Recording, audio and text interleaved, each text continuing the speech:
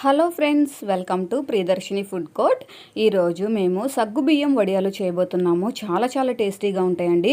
రసం, పప్పు, సాంబార్ ఇలా దేనిలోకైనా కూడా అద్దరిపోతాయి. చాలామంది సగ్గుబియ్యం వడియాలు పంటికి అంటుకుంటున్నాయి అంటున్నారు, కానీ మేము చేసే ప్రాసెస్లో చేయండి, అస్సలు అలా అవ్వదు. కరకరలాడుతూ చాలా టేస్టీగా ఉంటాయి. ముందుగా ఒక మందంగా ఉన్న గిన్నె స్టవ్ మీద పెట్టుకొని 6 గ్లాసులు వాటర్ వేసి దాన్ని మరిగించుకోవాలి. మనం ఏ గ్లాస్తో అయితే వాటర్ తీసుకున్నామో అదే గ్లాస్తో సగ్గుబియ్యం తీసుకున్నామండి. 1 గ్లాసు సగ్గుబియ్యం ఒక గిన్నెలో వేసుకొని ఫ్రెష్ వాటర్తో క్లీన్ చేసి దానిలో 1 గ్లాస్ వాటర్ వేసుకొని నైట్ అంతా నానబెట్టుకున్నాము. చూడండి, మార్నింగ్కి ఆ వాటర్ అంతా పీల్చుకొని సగ్గుబియ్యం సాఫ్ట్గా అయ్యి ఎలా ఉన్నాయో. ఇప్పుడు ఒక 3-4 పచ్చిమిర్చి, చిన్న అల్లం ముక్క, 2-3 టమాటాలు వేసి ఇలా మెత్తని పేస్ట్లా చేసుకుంటున్నాం. మేమైతే ఇక్కడ రోట్లో రుబ్బుకున్నామండి. మీరు కావాలి అంటే మిక్సీ పట్టుకోండి, ఈజీగా ఉంటుంది.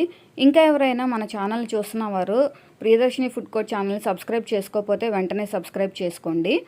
ఇక్కడ వాటర్ మరుగుతూ ఉన్నాయి కదండి, మనం ముందుగా నానపెట్టి పక్కన పెట్టుకున్న ఈ సగ్గుబియ్యం ఇందులో వేసుకుంటున్నాం. 1 గ్లాసు సగ్గుబియ్యంకి 6 గ్లాసుల వాటర్ అయితే తీసుకున్నాం. ఇదైతే కరెక్ట్గా సరిపోతుంది. చూడండి, మనం ముందుగా పేస్ట్ని రెడీ చేసుకున్నాం కదా, దాన్ని ఇలా మరుగుతూ ఉన్న ఈ సగ్గుబియ్యం వాటర్లో వేసుకున్నాము.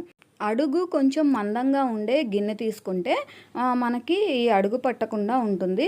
ఇలా కంటిన్యూస్గా కలుపుకుంటూ ఇదంతా కూడా ఈ సగ్గుబియ్యము ట్రాన్స్పరెంట్గా అయ్యి కొంచెం దగ్గర వరకు వచ్చే వరకు దాన్ని మనం ఉడికించుకోవాలి. ఇక్కడ మేము కొన్ని నువ్వులు వేసుకుంటున్నాము.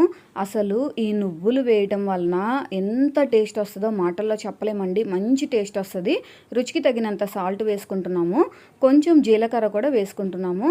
మీరు ఒకవేళ ఎక్కువ క్వాంటిటీ చేసుకుంటూ ఎక్కువ డేస్ నిల్వ ఉండాలి అనుకుంటే జీలకర్రని స్కిప్ చేసుకోండి. ఎందుకంటే జీలకర్ర వేస్తే ఒక 6 months పైన నిల్వ ఉండాలంటే అవి నిల్వ ఉండవు, పురుగు వచ్చే ఛాన్స్ ఉంటుంది. అందుకని మేము ఇక్కడ 1 గ్లాసే చేసుకుంటున్నాము, తొందరగా అయిపోతుంది కాబట్టి మేమైతే జీలకర్ర వేసుకున్నాం. జీలకర్ర వేసుకుంటే ఆ ఫ్లేవర్ అండ్ తినేటప్పుడు టేస్ట్ కూడా చాలా బాగుంటుంది. చూడండి, మంచిగా ఇలా బాగా ఉడకాలి. ఉడికి ఇదంతా కూడా సగ్గుబియ్యం చిన్నగా ఉండే సగ్గుబియ్యం చూడండి ఇలా ఉబ్బాలి, లావుగా అవ్వాలి అండ్ ట్రాన్స్పరెంట్గా అవ్వాలి, మెత్తగా అవ్వాలి. మరీ ఎక్కువ ఉడికించేయకూడదు, ఎందుకంటే ఇది పక్కన పెట్టిన తర్వాత దగ్గర పడిపోయిద్ది. ఆల్రెడీ మనం నీరంతా దగ్గర పడే వరకు ఉంచితే మరీ ఎక్కువ గట్టిగా అయిపోతుంది. కాబట్టి మనం దగ్గరుండి దీన్ని చూసుకుంటూ ఉడికించుకోవాలి.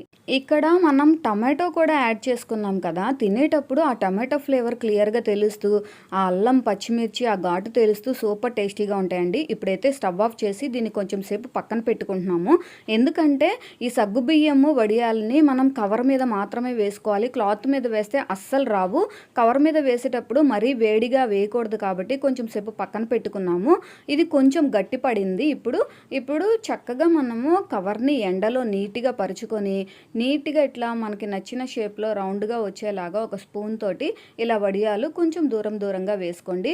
1 day చాలండి, మనకుండే ఎండలకి ఈజీగా ఎండిపోతాయి.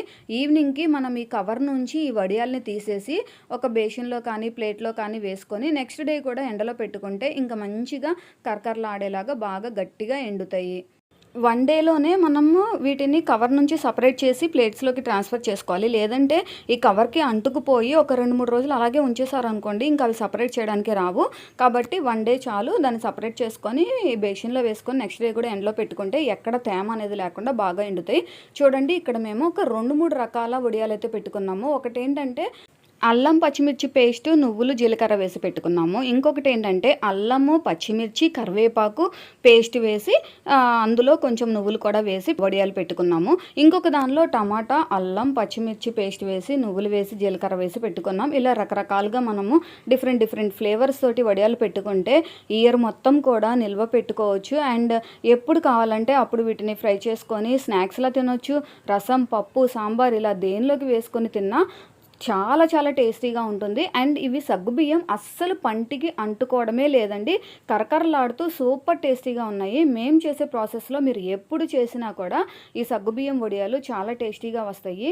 ఈ వడియాలు పర్ఫెక్ట్‌గా టేస్టీగా రావడానికి టిప్స్ ఏంటంటే, మనము సగ్గుబియ్యం ఉడికించుకునేటప్పుడు దగ్గరుండి కలుపుకుంటూ దాన్ని ఉడికించుకోవాలి. అలాంటప్పుడు ఏంటంటే, మనకి అడుగు పట్టకుండా టేస్టీగా వస్తాయి. ఇంకొకటి ఏంటంటే, ఓవర్ నైట్ సగ్గుబియ్యం సోక్ చేసుకుంటే మనకి ఈ వడియాలు పెట్టుకునేటప్పుడు ఆ సగ్గుబియ్యం ఈజీగా ఉడుకుతాయి. అండ్ పంటికి అంటుకోకుండా చాలా నీట్‌గా వస్తాయి. ఈ 2 టిప్స్ అయితే పాటించండి. 1 గ్లాసు సగ్గుబియ్యంకి 6 గ్లాసుల వాటర్ అయితే పర్ఫెక్ట్‌గా సరిపోయింది. చూడండి, ఈ సగ్గుబియ్యం వడియాలు చక్కగా పొంగి కరకరలాడుతూ అబ్బబ్బబ్బా! సూపర్ టేస్టీగా ఉన్నాయండి. ఇయర్ మొత్తం కూడా మనము ఎయిర్‌టైట్ కంటైనర్‌లో స్టోర్ చేసుకోవచ్చు. తప్పకుండా మా ప్రాసెస్‌లో ఒకసారి ట్రై చేయండి. ట్రై చేసి మీకు టేస్ట్ ఎలా వచ్చిందో మాకు కామెంట్ చేయండి. ఈ రెసిపీ మీకు నచ్చినట్లయితే ఈ వీడియోని లైక్ చేయండి, షేర్ చేయండి. మా ఛానల్‌ని తప్పకుండా సబ్స్క్రైబ్ చేయండి.